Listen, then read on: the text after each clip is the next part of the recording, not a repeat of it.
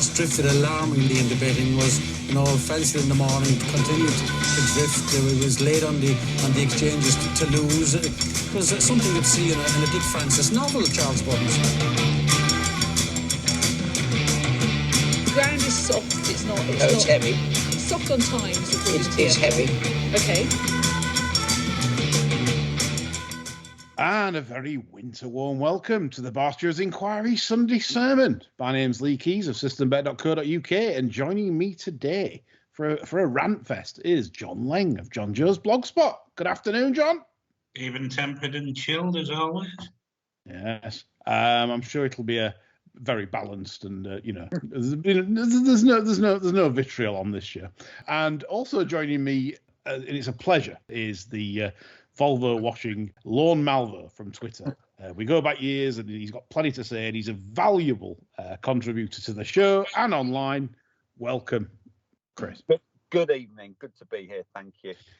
Yes. Well, chaps, we've got a lot to go through, so I'll not waffle on. And just to cover off yesterday very quickly, John, obviously our tipping weren't very good, so we're not going to dwell on it too much. But there was one issue I wanted to cover. And it wasn't at Cheltenham, the hashtag the road to Doncaster, Arsha, and it was the 4:30 at Newcastle yesterday, Gosforth Park.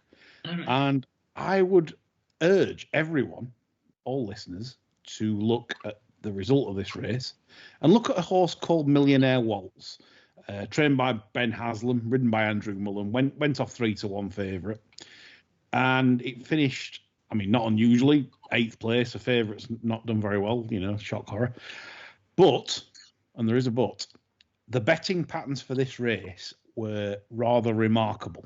Back to the good old days of the old, lay any price you like kind of thing. Well, in the win, it was 4.8, 4.9 on Betfair. And this is about 2 minutes to the off. Yeah. And in the 4-place market and in the 3-place, right? I wasn't looking at the 3-place market because I was more laughing my head off at the 4-place market, where it was 3.4. Jesus. To come in the 4. So you might be thinking, well, it could be a bot gone wrong, could be an anomaly. Well, I'd have believed that if 20 minutes before that I hadn't got told off a shrewd acquaintance of mine that this isn't off. So. Outright. This exactly, and I just, the thing is, I don't get involved in things like this because if there's a paper trail on Betfair, etc., I don't want to start doing it for the lot. And what and did you then message me? Fuck's sake! I don't know. Fucking hell, after time, I can tell you 24 hours later. Where are the? This is the thing. If we've got a proper horse racing authority here, this would be absolute prime, prime 21-day hung fillet for the organisation to get stuck in. Because how can you be 3.4? There's been no mention, not 3.4, 4 places when you're 4.8 in the win. It's old school. This isn't going to happen. And as I said, watch the race if you like to see what you think. You might think there's nothing wrong, and we're all talking hyperbole, but no, it literally is. For me, it wasn't off, and there we go. It was a remarkable sequence of events. So, chaps, irrespective of the reason, whatever that reason is, it's like that other horse that we talked about a couple of weeks ago, the Martin Keeley horse that drifted like a barge. And at the very least, you got to ask a question because somebody appeared to know that it was going to run like that before it actually did. That's the point, isn't it? Either someone's incredibly lucky, or they're armed with information that's not available to the public. You've got to ask the question. Well, that's it. I'd like to see more questions asked, particularly on betting patterns, because, and the thing is, there is a paper trail on Betfair. Everyone. If there's nothing untoward, then probably the BHA could actually make statements like this, saying we and just say we have looked into the betting patterns of this race and found nothing of significance or. But there'll be some times when, as we know in the past, you've got £20 punters laying them to lose £5,000. Yeah. On the Betfair account. Well, so that then should ring alarm bells. What needs cleaning up, and would give obviously punters more confidence that the sport is being policed or run in a proper light. We never get an inquiry from the BHA on this anymore. We never get like a report. We might say this horse has lost a shoe, or Kim Bailey, the trainer, says the injection it's put into the horse's neck has nothing to do with the horse's performance. Things like that. We get things like that, but we don't get a betting report or an analysis to say this was looked into due to like weird betting pans, but we've either found nothing or we have found something.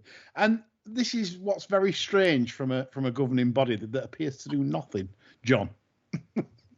Well, they do appear to do nothing. I think one of the things that has stopped them doing stuff lately is the fact that a lot of these jockeys seem to get a preemptive strike in when they come in.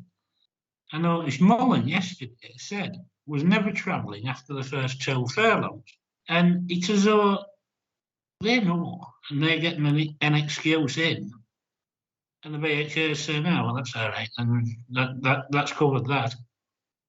Yeah, and I always There's thought a lot more of that going on now than there ever was before. I mean, you read through the results at the end of the day, and there's at least half a dozen jockeys who come in and said, oh, this one... I think they're getting preemptive strikes in myself. Surely, though, it's a couple of hours' work for a BHA betting integrity employee to go through the Betfair accounts of said users. What's their average stakes? Is this a normal kind of bet for them, laying in the 4 places or laying in the etc.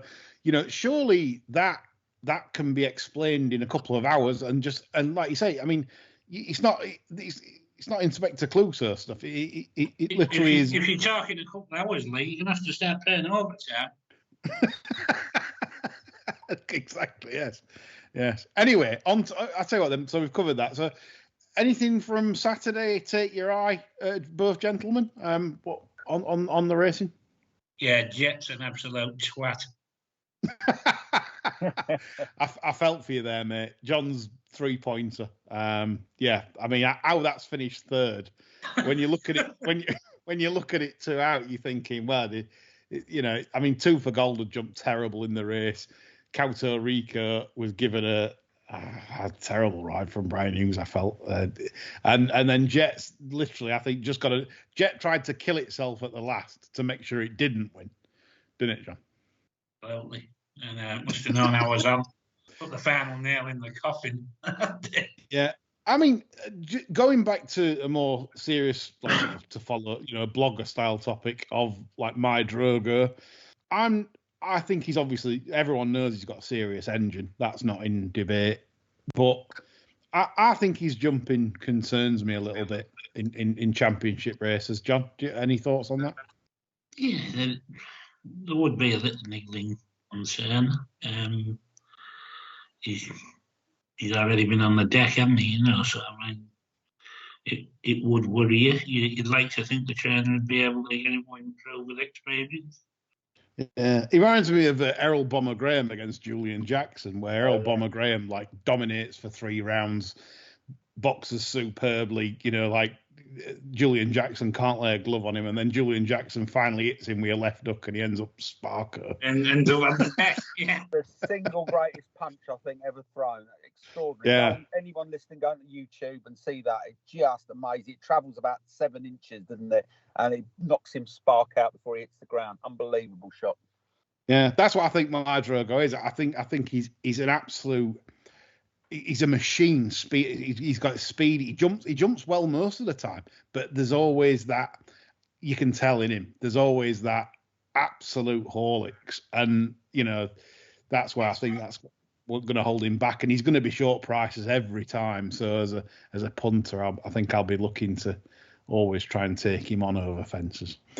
Anyway, we're going to come on to the topics of this week, and we've got French doping. We're going to start off with that before we go on to the juicy one of the Frost Dunne aftermath, where I'm sure John and Lorne Malvo's got plenty to say. But just going to start off with the French doping offence or not offence, but arrests that took place this week on Tuesday of this week, where French racehorse trainer Cedric Rossi, who trained obviously Sealaway to win the Arc, and Rogier, he had that in his care. Now they were arrested with he was arrested with his brother Charlie, both fellow trainers, by the police special branch who specialised in gambling and racing offences. And all in all, 15 people, including vets, were taken in for questioning. And obviously it's early stages in this, but yet again, gents, an example of the sport of kings being blighted by the old needles and race fixing, etc., etc. Any thoughts? Rancid.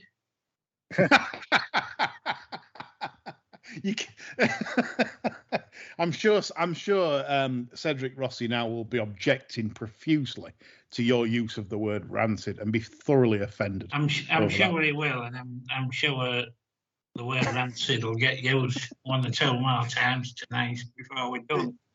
Yeah. I mean, this French doping business, it actually takes me back to the 70s when some of these French horses were coming over here and winning races in ridiculous ways. You know, I mean, I don't think I'll ever get over Parnase making the running against a crackerjack failed for the King George in 76 and just running them stupid, basically, after making all-round excellent in the Oaks. Because, I mean, the filly just looked like a badly distended ironing board, really. So, I mean, you wouldn't have thought she'd have been up to beating those, but my God, she did. And Trepan winning the Eclipse, beating Wallow. You had Flying Water in the 1,000 guineas, Crow the Ledger. You know, I mean, they literally won everything around that period. And, the French might have been like the Irish, John, back then. Well, it might not have been magic carrots. It might have been magic garlic or something, you know. Absolutely. They were giving them, but yeah, they were certainly giving them something. I mean, it's just ridiculous, you know. Yeah, I mean, it'd be interesting to see that unfold. But obviously, the French joining the Americans and the Irish and the Arabian Nights in Dubai.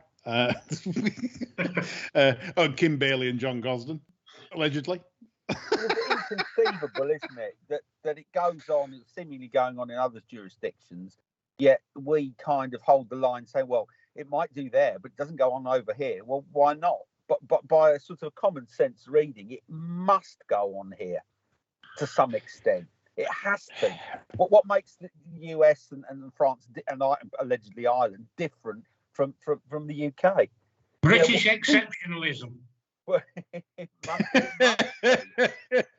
British exceptionalism. Spirit of Dunkirk, spirit of the Blitz, all that. We can't be talking horses. Come on. It's Johnny Foreigner's problem, isn't it? Really. Absolutely. I think as well. You know, like when people say doping, things like that. I think it's basically an edge that obviously, like as punters, we find edges in the phone book or something that like you said, we're zigging instead of zagging to make more money than we should. I think that's possibly the same in racehorse training, where if you find a artificial substance that isn't on the ban list, for example, and until it becomes on the ban list, it's not cheating, etc., etc. So I bet there's lots of things like that where there's hoop jumping, where some trainers found some substance that really improves their horses massively. Yeah. And then the BHA get wind of it, or a horse race, and then it becomes on the ban list, and then they have to move the game further on again. It's probably the same as athletics in that way, I would think. You see, what gets me about all this? I mean, there's not even a scrap of honesty in this country about dope. I mean, if I was a trainer and I found something that they couldn't detect, I'd dope the living shit out of them. Yeah. Right? Now, there's not one person in racing willing to say that. Now, surely, and the law of probability would tell you that you know, I mean, maybe I'm a bit like a sailor, a bit fucked up, depending which way you look at it. But there ought to be somebody out there in racing that would take a similar sort of stance and say, well, yeah, you know, I mean, I have no problem with it. If you couldn't catch me, I'd do it. Yeah. I think that's it. I think you know, if you get an edge, use it, utilize it the same as everyone does in every walk of life. If you've got an edge in business, if you've got an edge in, that's what people do. You know, if it enables you to pay less tax, people pay less tax, and so on and so on and so on. And I think by the way, I'm not sort of like making light of doping at all, because obviously I don't know the effects of certain types of doping on horses long term, whether it affects them physically and you know, etc. I'm not knowledgeable enough to comment. Don't even care about that, early, do they? No, they don't. Not even an issue. No, I mean, I think that's the problem. I think welfare issues are a big issue and certainly should be focused on. Anyway, so that's the French doping business, which I'm sure will come back in a few weeks when we know more re the case and what's been going off there with the Rossi family. We move on now to the hot topic of the week, which obviously the Bryony Frost Robbie Dunne aftermath after the verdict was given unanimously to Bryony in terms of bullying from jockey Robbie Dunne, who was handed a lengthy ban for his part in proceedings for bullying Miss Bryony Frost. Now, we've got a couple of questions on this, but I'd like you, John, to start off. You know, what you think in a monologue, if you like, of the whole affair. Well, that was sure really. So hasn't Bryony got any ironing to do, for fuck's sake? Get the ironing board out. Yeah, exactly.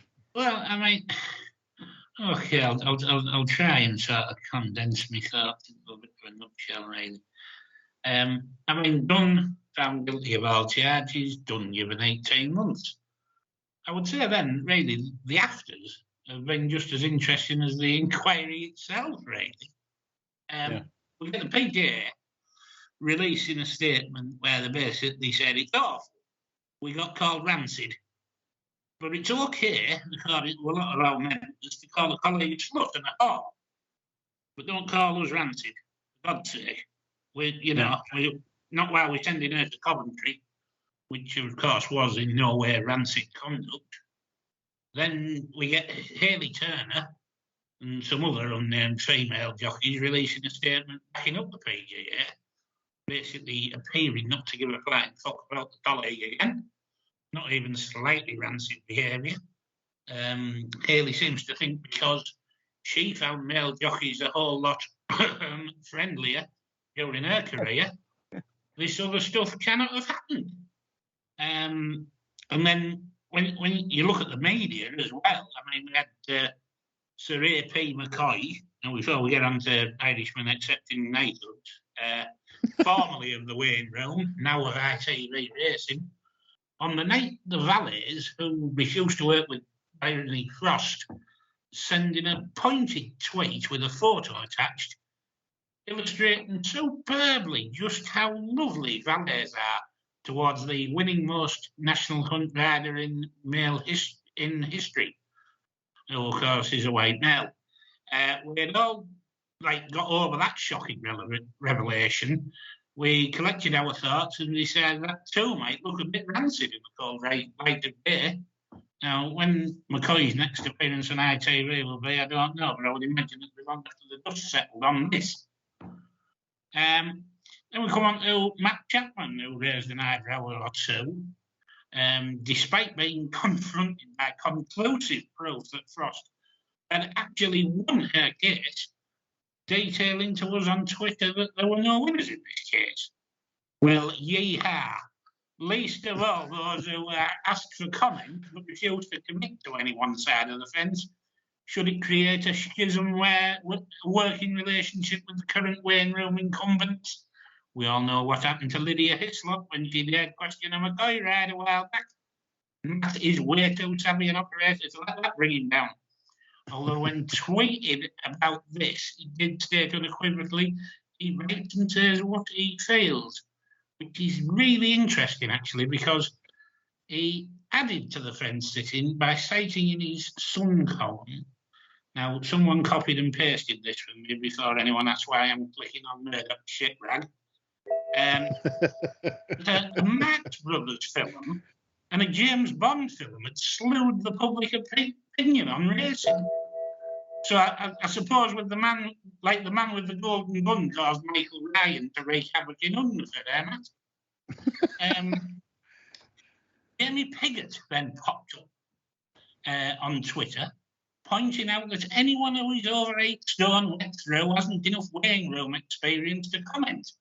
Fatties, he said. Yes, fatties, now, internet fatties. Me and you, John. Now, given that I know a few 20 stone people with almost as much weighing room as experience as Jamie and as many winners, he'd do well to take a leaf out of his father's book and either keep his trap shut or just mumble something incomprehensible.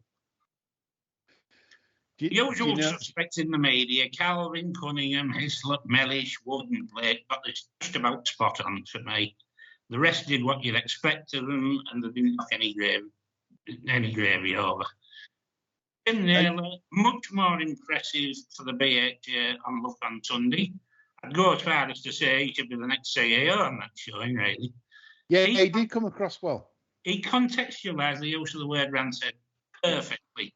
Stood up to a fairly robust questioning, whereas I thought Nick Luck was a lot friendlier towards Paul from the PGA. Julie Harrington just needs to step down. Rather than contextualise the Rancid comment, she backed away from it. True corporate slave style, wanted to offer so many olive branches the tree would go on straight. She's not the person to take the sport forward. PGA must not be allowed to write their own code of conduct, like they've had to do. It reflects so badly on the BHA. BHA have been let down for years, really.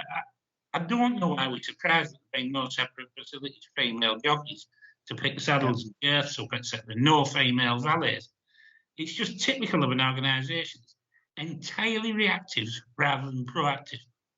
Showing the mess the sport's in from an administrative side, it's also shown the calibre of people involved. Decent-minded individuals in the minority are afraid to speak out because of the culture that prevails, which is a little bit rancid, dare I say. Countless inquiries have shown this. You know, there's inquiries. Nobody speaks up in inquiries. Nobody lodges firm objections. There weren't any firm objections to Bryony Frost riding. The BHA have done nothing about it. This sport cannot and will not move forward without a dictator. We can't achieve anything by consensus. The people involved will tell you that. The people at the very top of this sport are, if anything, worse than jockeys. They need a gun put into their heads and need frog marching into the 21st century. Yeah, I mean, that's just superb. But, John, right, I've got to play. I'm going to have to come from the other side on this show because obviously I know Chris's feelings on this, and I know your feelings, like privately and stuff, and to a degree mine. But you've got to say this is the entire weighing room nearly is speaking out against as he's not supporting Bryony. Why? Is this simply because they haven't moved forward in terms of how society's moved on? It's culturally. Now, my thoughts are quite well known. I don't know Robbie Dunne, but I would imagine on the balance of probabilities in the fact that they constitute a tiny percentage of society, he is probably not a psychopath. And I dare say, right, if we went out for a pint with him, he'd actually be quite a nice bloke. But that doesn't excuse what he's done. But bullying tends to develop a life of its own, not just in the weighing room, but in life in general. So typically it happens where an individual doesn't wake up one day and go, hey, I'm going to actually, plan a campaign of bullying against that individual because I don't like them. What usually happens is there is a slight, real or imagined, that is perpetrated against the bully in his or her own mind, and that individual will confront the alleged perpetrator. Now, obviously, Robbie Dunne didn't get the response he was looking for because, obviously, Bryony Frost didn't say, I'm really sorry, Robbie, it'll never happen again. And what happened is it did happen again, such that Robbie Dunne has probably cast Bryony Frost as the bullier of him in his own mind. So now he feels justified and vindicated in carrying on what he started. And you know, people bully people for two reasons, in my experience. One is because Bryony Frost is a younger woman, and Robbie Dunne is effectively a man approaching middle age. She represents no physical threat to him, right? So he's in no danger in really saying all the bad things on his mind, because she's not going to sort of roar back at him. You know, and mixing sport up a bit. Imagine if Katie Taylor hung up her gloves and said, "You know what, I'm going to be a jump jockey." Can you imagine Robbie Dunne calling her a cunt or a whore? No. It's a good point. At best, he'd be on his arse, and at worst, he'd be sparked out in the promised land. But because, you know, Bryony Frost isn't going to snout him, you know, he's going to carry on. Whereas if it were a man or a woman that can knock him out, I dare say that kind of bad blood wouldn't have escalated. And to use another example, in the wider world, where you get these sort of cases where children are subject to terrible neglect and abuse, and inquiries say, "Oh, why have social workers missed it?" They miss it for two reasons. One, either the family is incredibly skilled at manipulating the social workers, or obfuscating or concealing the abuse, such that the social workers leave and say, "Well, everything's fine here." Or in the case of baby P, where the parents and the adults in that home were so physically intimidating, people backed off. And that's how bullying can start. So the second reason is that Robbie Dunne felt comfortable, and it goes to John's point, in bullying Bryony Frost, because he had, and the words are very important here, the tacit approval of his weighing room colleagues, not the overt support. You know, I'm not suggesting anyone's cheering, say, "Go on, Robbie, give her what for," but because no one pulled him aside, or rather, no one did anything, by inference, Robbie Dunne is encouraged. None of the other female jockeys have a problem with me. None of the senior jockeys have told me to sit down and shut up. So therefore, by inference, everyone else agrees with me. And that's how I think this whole debacle has been allowed to escalate, because no one said anything. And I know that sort of Helen Sheridan, one of your correspondents, and the various other media commentators have said, "Oh, well, Rancid has been taken out of context."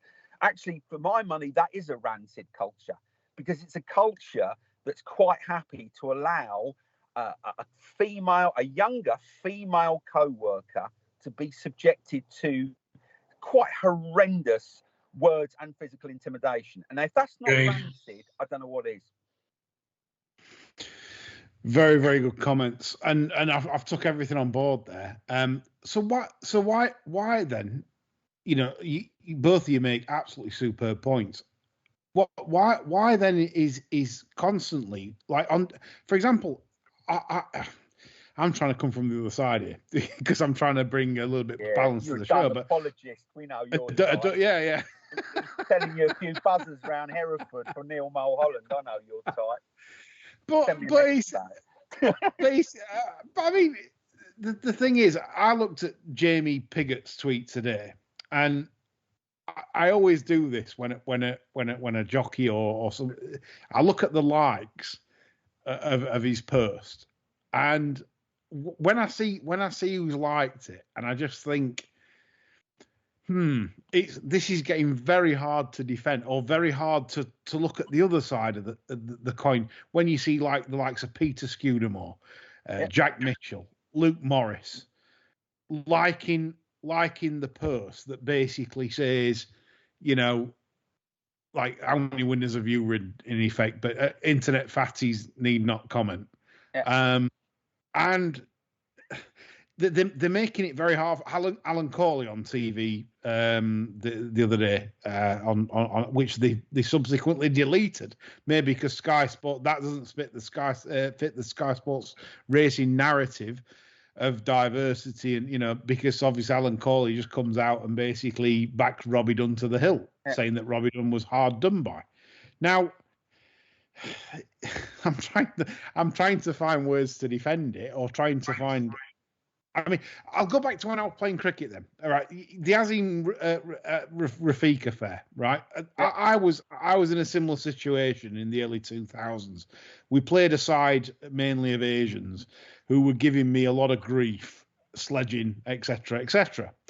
And I made a comment that would now be considered racist. And, you know, I wasn't not proud back then, but I said something in the words of, well, at least we've got some ham sandwiches for you at half time.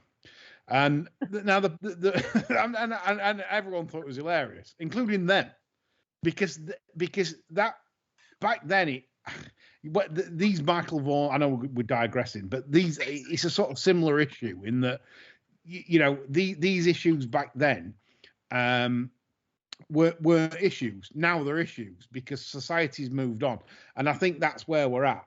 That's my opinion. That but you're right. The weighing room has always been this kind of almost like a priest confessional. It's the inner sanctum, and it's steeped in kind of mythology going back, well, way back when, Terry Biddlecombe, overgrown schoolboys like John Frankham and Smith Eccles getting pissed and running, all of that, those kind of stories that appear in the books, and it's mythologized. And jockeys, particularly jump jockeys, are portrayed as this kind of band of brothers, these group of swashbuckling daredevils that because you're not prepared to sit on X ton of horse flesh traveling at 40 miles an hour, you don't know what you're talking about.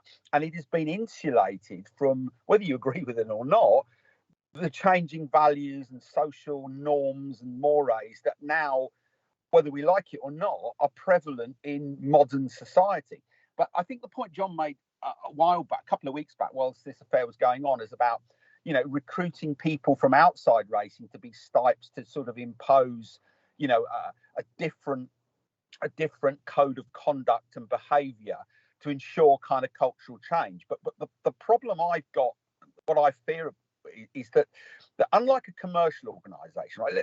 Let me digress it. So if a commercial organisation says, you get a new CEO and he says, actually, we want to change the culture of this organisation, this is what we stand for as an organisation. So he or she will typically issue a mission statement, and he will empower all his managers to go out and deliver this mission, i.e., this is the organisation we want to be. And ultimately, you've got HR professionals will go in, there'll be training courses, their performance will be measured, not just simply about how much cash they're bringing in for the company, but how their behaviour matches up to the new code of conduct and the new mission. And what will happen then is that some people will get aboard with the program and flourish within the organisation. Other people who, for whatever reason, can't meet the new standards will leave the company or go somewhere else. But that's okay, because running parallel with that in a commercial organisation, they will be recruiting from different areas of society, different socioeconomic groups to effectively replace those who are left and to replace them with people who embody the new values of the organisation. Now, the problem the weighing room has got is that there is a very limited pool of people who can and want to pursue a career as a jump jockey. So it's not a question of the BHE going out to different parts of the country, going to see sink estates and say, hey, now you're in the Dole, do you fancy being a jump jockey? I mean, that's plainly absurd. So you have a very limited pool of people who are qualified to be jump jockeys. But that pool of people come from a particular socioeconomic background. They have shared values, shared experiences, and it's knitted together by shared marriages, shared relationships. So that's going to militate against the ability to change the next generation, because they're all the same. They're all married to each other in the main. And so, my theory is that one generation of jump jockeys will retire and move on, only to be replaced by the younger version, all of whom have the same life experiences and have the same outlook on life. And that's the problem, I think. That's a good point. It's fair. I've never looked at it that way, but I think kind of makes sense in that maybe that's why it's a tight-knitted defence, in that way. John, any thoughts on that? Well, that's exactly right. This is a deep-seated problem that BHA refused to address or not wanted to address. Years and years and years, there was from jockey ranks and from the right background, shall we say. And they have allowed this culture, rancid or not, to prevail. We have no idea, no stats, how many promising young careers have been ruined over the years from people having the hard work put on them in the waiting room. Plenty of anecdotal evidence about jockeys cutting races up and deciding to let the one trier win and things like that, you know, unbeknownst to the one trier. You know. And that's just like the tip of the iceberg. You don't know what's been said to young jockeys. You know, there could be countless numbers of people who've been driven out the game. We will never know. No. But if we had proper management of the waiting room, we would know an awful lot more. But by outsiders who are not related through marriage or blood to the people in the Absolutely. You know, people who are employed on their merit, who are skilled in that particular field, who will just simply do their job without the cognizance of, oh, I don't want to give him or her a pull because I'm having fucking Christmas dinner with him in 3 weeks, and that would be an awkward, awkward conversation. I'll go home and I'll live my life separate from these people because I'm doing it. That's the sort of kind of recruitment policy I think the BHA. I mean, it's proper governance, that, isn't it? Yeah. Well, I spoke to, I'm not going to name the jockey. I spoke to somebody that a senior work rider as well in the last week, and they also claim that Bryony Frost rides dangerously. Yeah, probably. Maybe she does. Yeah, maybe and she does. I also asked him for further details on you know, like waiting room culture, etc., and he said that basically this has gone on for years. Women jockeys and male jockeys share saunas naked. There's absolutely no problem. No one. It's not like a normal workplace. Yeah, it is. He's saying Bryony's out of order. I mean, but that's the general consensus, and that's what I'm trying to understand it, and I'm trying to work it out. These people that say she rides dangerously, how many times have these jockeys gone to the stewards and reported her, objected to her, or whatever? It would stand out a mile on the stats. She'd be miles clear of everybody on objections or something. But it's also added more spice to the fact that because she is very media friendly, she enjoys a lot of profile in the media. She rides, you know, good horses for nickels, etc. And you know, I don't know Robbie Dunne's motivation, but you know, you've got a middle-aged journeyman jockey who probably is thinking, you know, I'm as good as she is. Yet I'm hacking around in Hereford selling hurdles, while she's fucking riding Grade 1 winners. So that, you know, I do detect, although it's never came out, I do detect more than a bit of jealousy.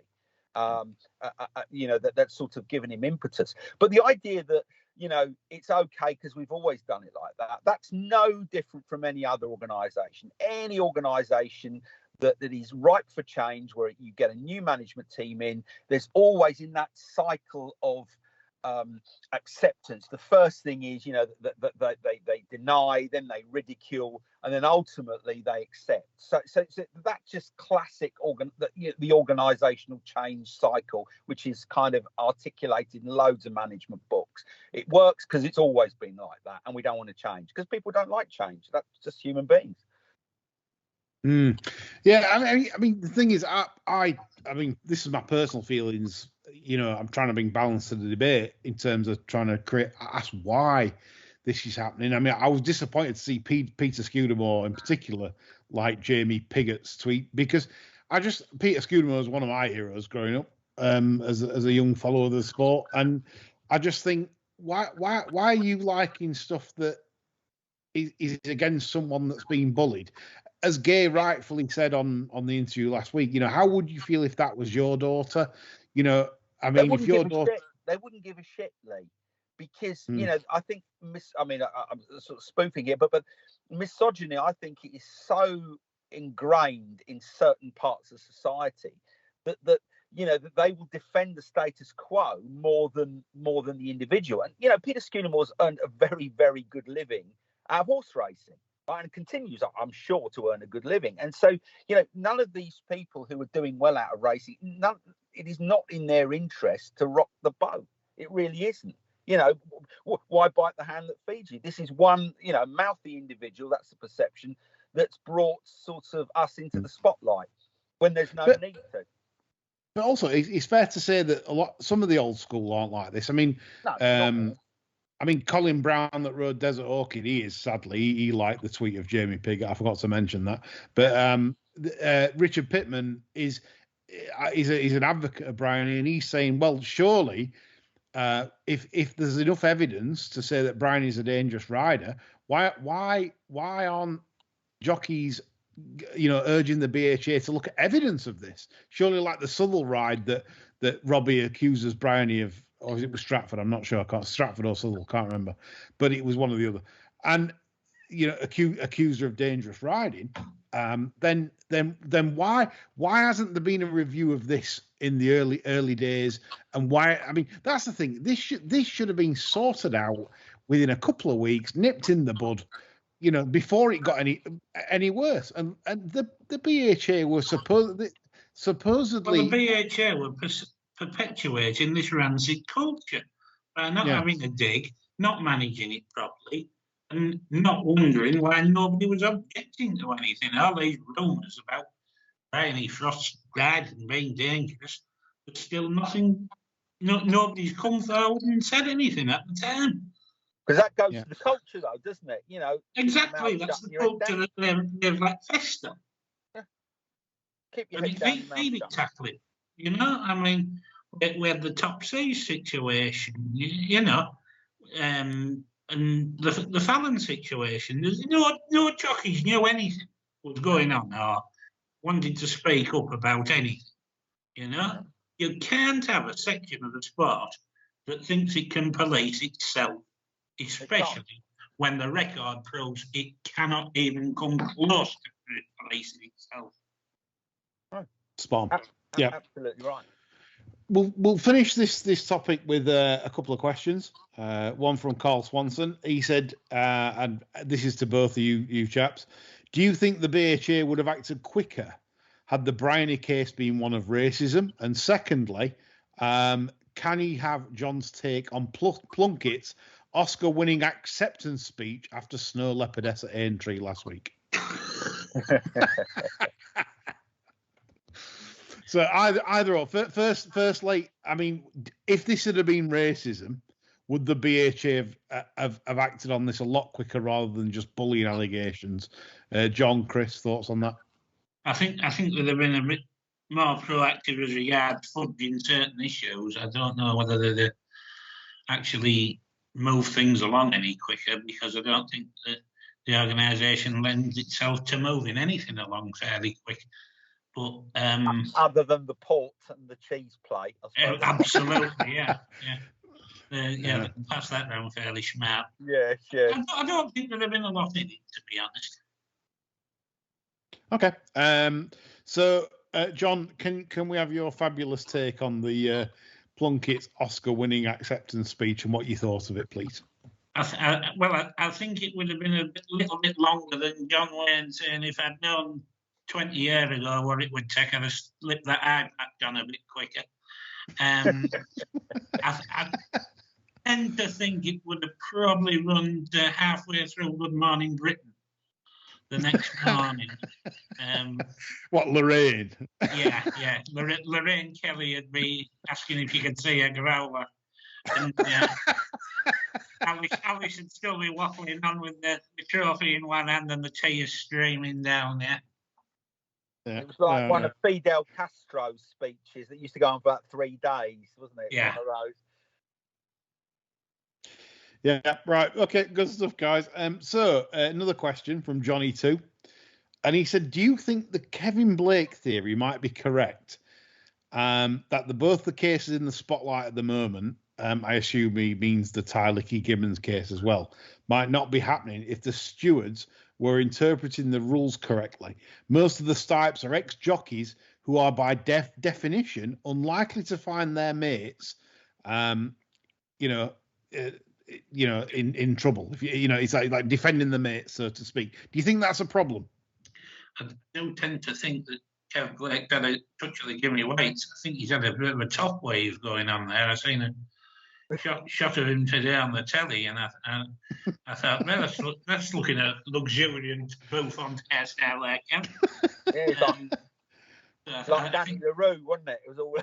Yeah, I think Rumpelstiltskin might have been doing a bit of waving there. Yeah, exactly. Rapunzel, wasn't it? Andrew Neil style, John? Yeah, everybody's getting that way. Yeah, it could be. He could be popping up on GB News next. He's everywhere else, isn't he? It's a fine head of hair. Yeah, yes, luxuriant. Yeah, luxuriant. Absolutely, yes, quite. Yeah. The state thing, I think we've probably covered it. You know, I mean, I would tend to agree with Kev that the state situation is not ideal and needs changing pretty darn quick. Yeah. You know, the BHA need to rearrange the deck chairs a bit and plonk a few race readers on them instead of has-been jockeys. Yeah, I've never known why they don't do that. I mean, I'm going to insult jockeys now because I've not met many intelligent jockeys in my lifetime. Many are really, I mean, they're very brave people. Sam Wiley-Cohen, he's an optician. He's a clever man. Yeah, and you said David Maxwell, you know. And, yeah, exactly. Bollocks. I mean, in general, you know, if you like jumping a fence at 40 odd mile an hour, you can't have much upstairs really. But anyway, it's just how I've found him. I mean, you know, I can't have him. And this is the thing that, you know, jockeys in general, they like a lot of the speak, and I think over time they've used the words, "How many winners have you ridden?" And I think that really does stink in this whole scenario regarding the Bryony Foster Fair. You can't have an opinion, like Jamie Piggott says. If you're fat and on the internet like me and John, big internet fatties, you know, sat there stuffing your face. I actually pointed out to Jamie Piggott that his father has ridden 4,000 winners, and combined, Jamie and his father have ridden 4,000 winners. I wish I'd have seen that. We're going to move on because we're running short of time, and there's a couple of issues, not major issues, obviously, as the Bryony affair. Good luck to Bryony, by the way. I hope she ain't affected mentally by this. I don't think she will be because she's a tough cookie. It's a tough thing to go through, especially when your weighing room colleagues appear to be rather against you. Rancid. Yeah, absolutely. Anyway, so we'll come on to single customer view, which finally got a mention this morning on Nick Luck, which I was very pleased because I watch Nick Luck all the time. I think he's a fantastic journalist and broadcaster, but I really do. I tear my hair out at the lack of the interest in the betting industry, which funds the sport.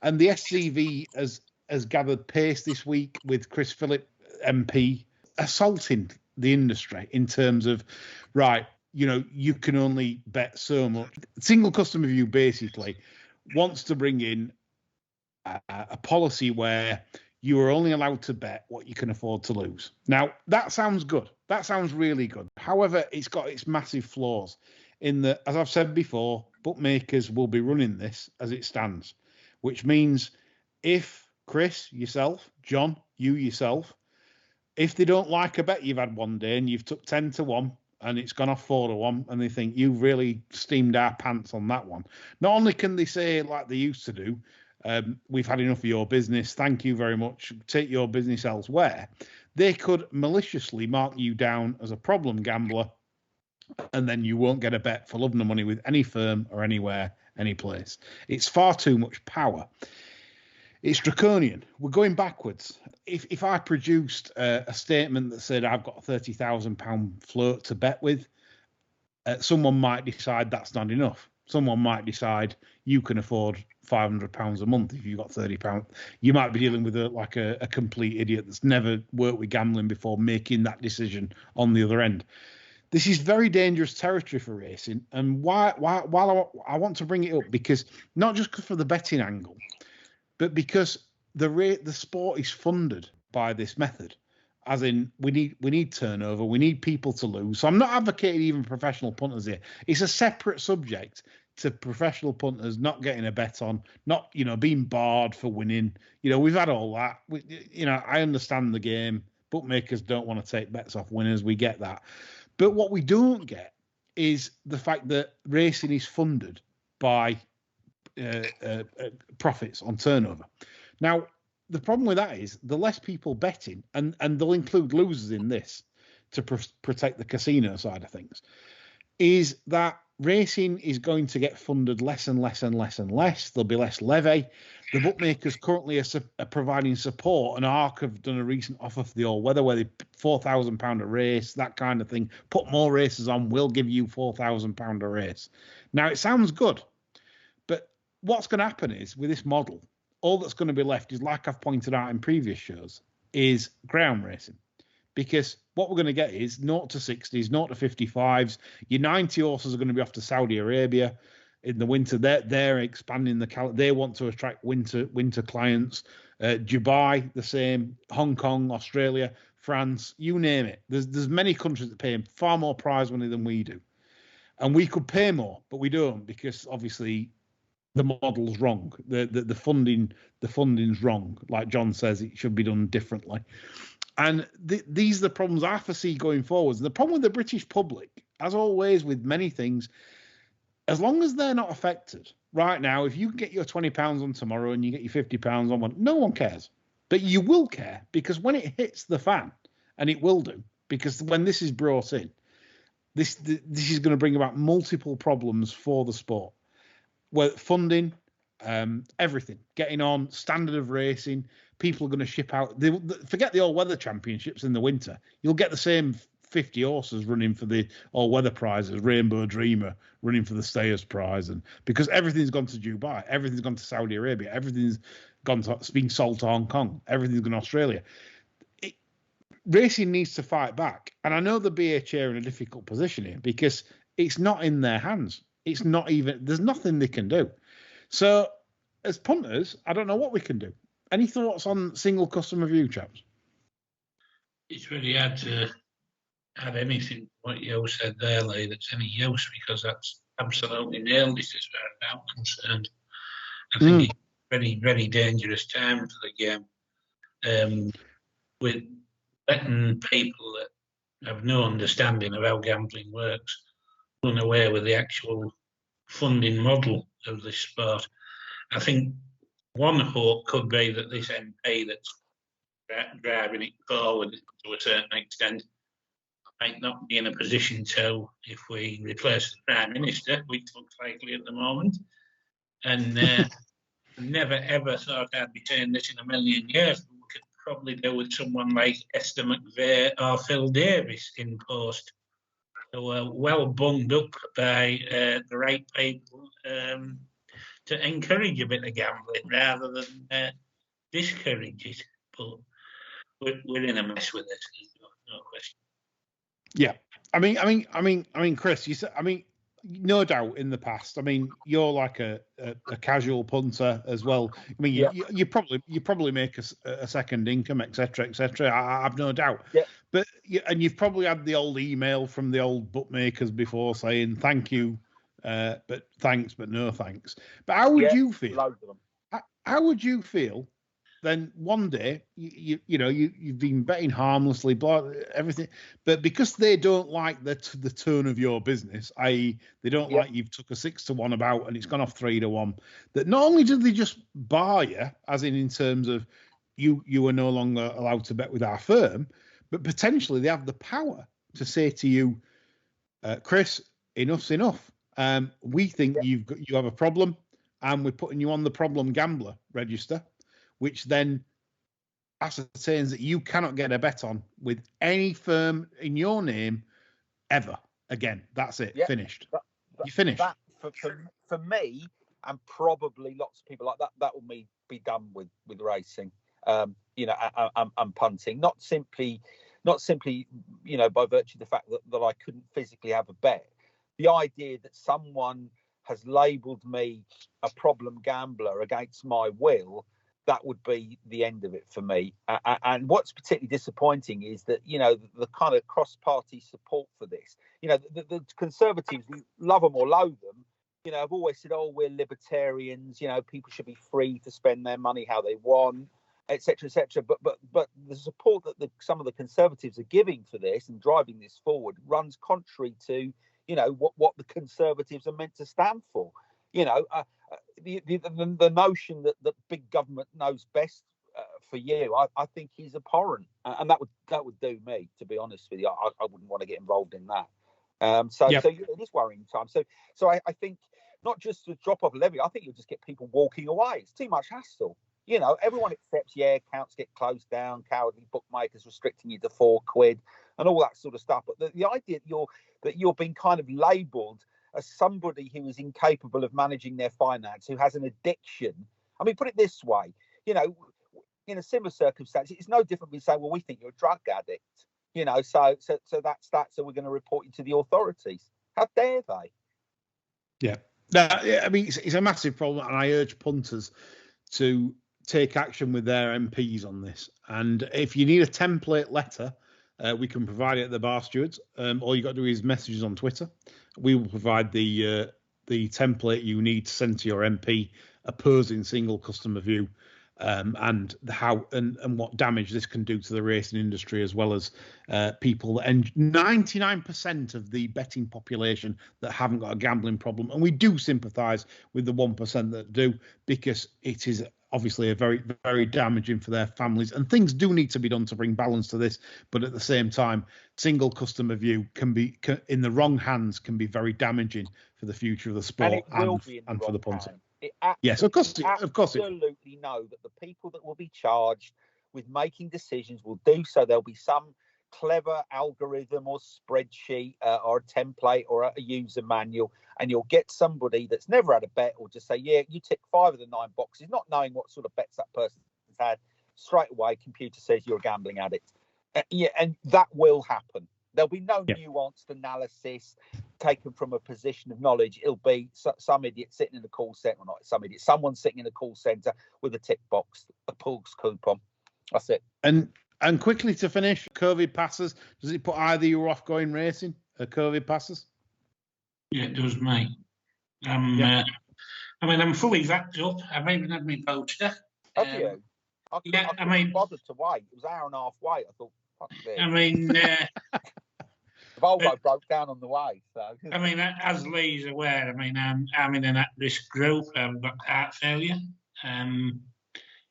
I've had all the jabs, and I do not agree with compulsory vaccinations or vaccination passports.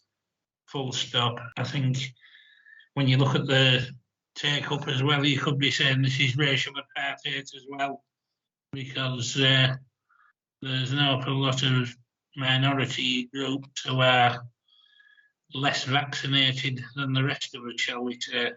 I think we're on a very slippery slope if we get into all that. Chris, any thought? I mean, beyond. I mean, everyone's got different views on it, and I respect everyone's views. I mean, would it put you off going racing if you had to produce documentation? No, I take it much. I'm part of the sheeple, I suppose. I mean, part of the least resistance. If that's, you know, I don't agree with it, but I suppose taking a pragmatic view, if that's what it's going to take for you to, you know, to visit sporting events or to visit large venues, then. Yeah, all right, I suppose. I'm not going to sort of take a stand on it, but do I agree with it? No. But will it put me off? No. Yeah, no, it's fair play. I mean, my take on it is if it was about health for me, I would say you don't need a digital thing to thing. You can do a test to prove that you're not carrying the virus before you go to an event. And also, natural immunity, I think, is the most underplayed thing at the moment here, because obviously you've suffered badly from COVID and you've got plenty of antibodies and you've done an antibody test. You're safer than literally anybody in the UK. So these are the things, if it was genuinely about health and not about lining Tory donors' pockets, etc., that's where I'd go with that one. I'd say that natural immunities also should carry a kind of a badge of honour, if you like, that some people wear the vaccines with. That you know, that's also an excellent way of saying, you know, I'm safe and I'm not going to harm anyone else in my vicinity. Anyway, that's all from this week. I hope you've enjoyed this show. Some cracking chat. So big thanks to you, John and Chris, because you do provide some excellent debate. And we're back on Friday with some terrible tips. But listen, Quentin Franks is back on Friday. You'll have a Trixie. You'll have your Trixie on Friday at the ready. Get ready to fire away. Forget us idiots. We've got Quentin back. And of course, Neverlander's back on Friday as well. I thought he came across really well on his first show. So you haven't got just me and John's bad tips to put up with next Friday. So that's all from us. Say bye-bye, folks. Bye-bye, folks.